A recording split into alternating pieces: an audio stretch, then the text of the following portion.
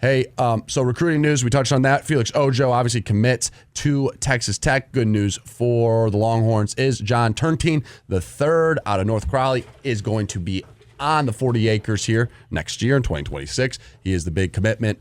4-star, 5-star, whatever you want to put him. He is a top commit, and that's huge. I mean, you don't want to discredit a guy who's very good and could develop into something huge just because one of the top players in the nation, the 6'7", 290 offensive tackle, which is Felix Ojo, has committed to the Texas Tech Red Raiders. That is for sure. But want to get into some of these college SEC-specific starting quarterbacks. Yes. We talked a little bit about some of the starters already for Alabama. I'm going down alphabetically here, Sawyer Stull. Gotcha. Alphabetically, that starts with the A's. Ty Simpson for the Alabama Crimson Tide. He's the projected starter for them this year. They take on Florida State to kick off the season. They got some tough games, obviously. They go to Georgia, which would be very interesting to see how they do. That's one of the quarterbacks I'm about to list here. Taylon Green of Arkansas. We saw him. Longhorns took on Taylon Green. Up in Fayetteville. Up in Fayetteville last year, late in the season. 6'6", almost 6'7". Played a little basketball in his day when he was committing to play football. He was at Boise State, and this is the second year he'll be the official starter for the Arkansas Razorbacks and Sam Pittman. Jackson Arnold, name that you should be familiar with. He was the quarterback over at Oklahoma. That didn't work out. They have pivoted on, and they get John Mateer, who is also on this list for Oklahoma, but he is now the Auburn quarterback. Hugh Freeze needs a big year. They're projected to win 7.5 games. They start off this season playing Dave Aranda and those Bears up in Waco on a Friday night appetizer. I'm going to call it that. We do have week 0 football, which we do actually have a solid schedule this year. I know you're excited to bet on a few of those games. Absolutely. Week 0 coming soon. And he will be playing week 1 against Baylor up in Waco. That'll be a hell of a game. Auburn Tigers come to Texas for that, but that's on a Friday. So before Saturday kicks off and the Longhorns take on Ohio State, you get that night. DJ Lagway. How about DJ Lagway for the Florida Gators? DJ Lagway is coming in. He got a decent amount of starts last year due to injury of one kid that just got drafted. Can someone help me with the name? Was from Graham Mertz. Thank you. That's the one. Graham Mertz. Graham Mertz was the starter there, and now DJ Lagway comes in, stays at Florida. He was a big commitment for what the Gators had. I mean, huge. Comes out of the state of Texas. DJ Lagway has gained a lot of muscle, it looks like, this year, getting big. He's about 6'4", 6'5", tall guy. He made AR-15, Anthony Richardson, the former Gators quarterback, looks small in the offseason.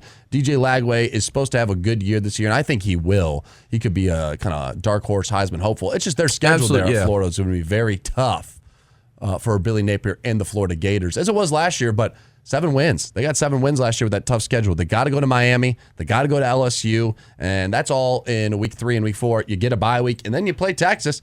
Texas going out to the swamp. If they're 3-1, I've said this, and they take care of either LSU or Miami. I believe they have Long Island and somebody else who's not very good at football on that schedule. If they take care of one of those 2 road opponents, I think you're looking at a Gators team that might be actually a playoff kind of dark horse as well with their possibly Heisman dark horse quarterback. How do we feel about DJ Lagway this year, Sawyer Stull? I think it's going to be the most pivotal part of Florida's success. The coach is kind of not doing a lot of favors. He flashed last season in the limited amount of playing time that we got to see him in a season that we pretty much wrote Florida off in week 1. We did. I would say that looking at the schedule right now, not knowing exactly who we're going to get in Ohio State, and having faced that Georgia quarterback on a half, Lagway is the toughest quarterback on the schedule as of right now, especially because we're playing in Florida this year. Yeah, I think the Swamp is a really tough place to play, especially when the team is good. We just haven't seen that in a while. It feels like the Gators haven't been a solid team, or at least, you know, when it comes to like top 10 potential. Remember those Felipe Franks years? Not the worst team in the world, but we haven't seen Florida at the top of their game in a long time, I would say probably since Tim Tebow when they were competing for national championships, and that was with Urban Meyer, who did it with Ohio State later on and now is working for Fox Sports. He's not coaching in football. Was a Jacksonville Jaguars coach for a cup of coffee. Let's not forget that. That was wild. And brought on Tim Tebow as a tight end. Remember that? Remember that, Jack, tight end, Tim Tebow, Jacksonville Jaguar? I remember that almost as fondly as I remember the Mets thing. Yeah. Oh, yeah. I think the Mets thing was better. Never forget his training camp with the Patriots. Yeah, that's right. He was in a trade gap with the Patriots for a second. Hey, Florida, like I said, DJ Lagway, I expect a lot of things out of them this year, and I expect it to be a very tough game for the Texas Longhorns. I think people obviously circle that game, but you start off the season with Long Island, the Sharks. Didn't know they had a football team at Long Island. South Florida is a pretty feisty team out of the American Conference, but you're getting them at home. You go to Death Valley and play LSU, and you go to Miami to play against Carson Beck. Like I said, if you're 3-1, you get a bye week and get ready for Texas. Watch out, Texas fans. I think that's a team to watch out for. It was not even close. I was at that game, so you were there too, Jack. It was not even close, but it felt like we were playing the C team, just like the USA soccer team. They were playing the C team Florida last year. And, they lit them up. So we'll see. Maybe that could be the outcome, I guess, but I think that's a very tough place to play. Watch out for that game on this list. Hey, another quarterback to mention. You mentioned him there, Gunnar Stockton. He's going to be the projected quarterback for the Georgia Bulldogs. Another tough away game for the Longhorns. Also on this list, another away game. We'll take care of these two quarterbacks. Another one they're somewhat familiar with, Zach Calzada. I guess they never played against the guy. Zach Calzada is a part of Texas A&M. Just Longhorn fans probably know him, and A&M fans sure do. Zach Calzada is playing for the Kentucky Wildcats. Do we think anything out of Kentucky and Stoops, Mark Stoops over there? Is there any shot they win any games in the SEC other than Ole Miss like they did last year? I know, this year's Mississippi State, the team that goes winless. Ooh, okay. I don't think they play each other either. Yeah, in SEC play, that is. Now, what do we think Gunnar Stockton is, more importantly? Because that's a team that, Georgia, I think they're the upper echelon. Obviously, they won the SEC last year. Their season ended short against Notre Dame in the playoffs. One and done in the playoffs, actually, last year. A breath of confidence for the Bulldogs in that he was able to, in his 1.5 starts, run Carson Beck out of town. Well, and he ran. I think that's the thing about him is he has some legs, Gunnar Stockton does, that he utilizes. Yeah, put a football helmet on him. Kind of looks like John Mulaney, so he doesn't really worry me too much. It's the squinty eyes. But so a little revenge game for the Horns, getting even against a guy they were not expecting to play. And then we saw what he was capable of. I would say that was a Rusty Spoon fight of a college football playoff. Gunnar Stockton against Riley Leonard. And Leonard even went down in that game for a minute and had to be replaced by the backup there at Notre Dame, who's no longer there. So, no, I think that it's the team around Gunnar Stockton that's going to be more troublesome than what Gunnar Stockton is. I found this very interesting. Paul Feinbaum, he has an hour or two on our program here where we hit Paul. And he listed Gunnar Stockton and the Georgia Bulldogs as, and I quote, a powerhouse who collapsed last season. He believes that Georgia collapsed in the playoffs, which, I mean, they obviously did. They lost the one game they were in. The discipline. And he's not confident in the quarterback that is at Georgia. I don't know how you really fully could be confident. We haven't seen enough out of him. Nothing out of him. I don't think that's the hottest take there, and I'm not trying to take a shot at Paul Feinbaum, but that doesn't, we just haven't seen a lot. Well, this is the guy that loved Nico Iamaleava last season because he has such Tennessee ties, so, I will Paul's say with fine. Gunnar Stockton, I know we are on Austin airwaves, so maybe plug your ears or change the channel for a second, but all Gunnar Stockton did was come in against that Texas defense and win a game. They won. Yeah.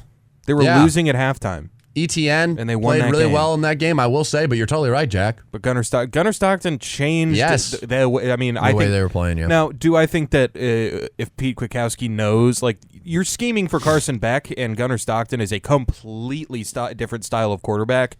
I mean, Gunnar Stockton is more of a Sam Ehlinger, and Carson Beck's more of a Quinn Ewers. Just to relate it to Austin Radio Airwaves for sure.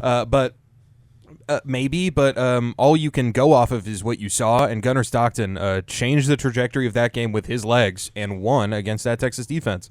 Now, if Jalen Gilbo throws a block, who knows? But that's not what happened. Georgia won that game. Yeah, Georgia won that game 100%. Yeah, you're right on about that, and we will see for sure. This was the quote from him, Paul Feinbaum. I read this article a few days ago. I'm not confident in Gunnar Stockton during his college football show. I sat down with Kirby a couple of weeks ago, and he acted like he was, but I'd give him a lie detector test if I could. Carson Beck had his faults, but I'd much rather have him than Gunnar Stockton. That's an interesting. I mean, listen, Gunnar.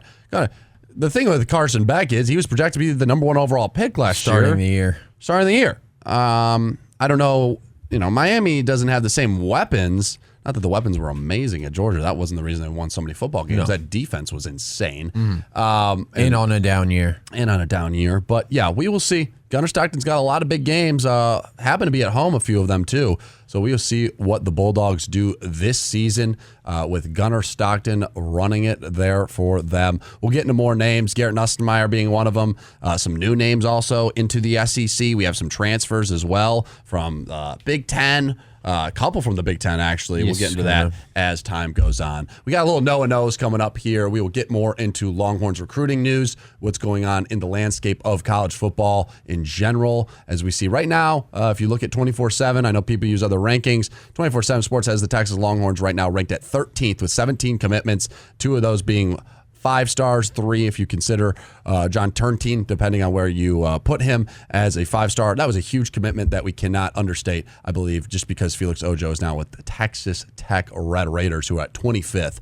2 4-stars for them, 1 5-star, and 15 3-stars. The rest of the list right now, USC still in first. They have 31 commitments. Yeah, 31 commitments for the Trojans there. Georgia pushes up to second past Texas A&M, who's at third. Notre Dame and Alabama round out the top 5. Ohio State, Michigan, the U, Clemson, LSU, Florida State, and the Ducks of Oregon are all ahead of Texas. There's Texas, Penn State, and Tennessee rounding out the top 15. Texas at 13th right now in 24/7 Sports.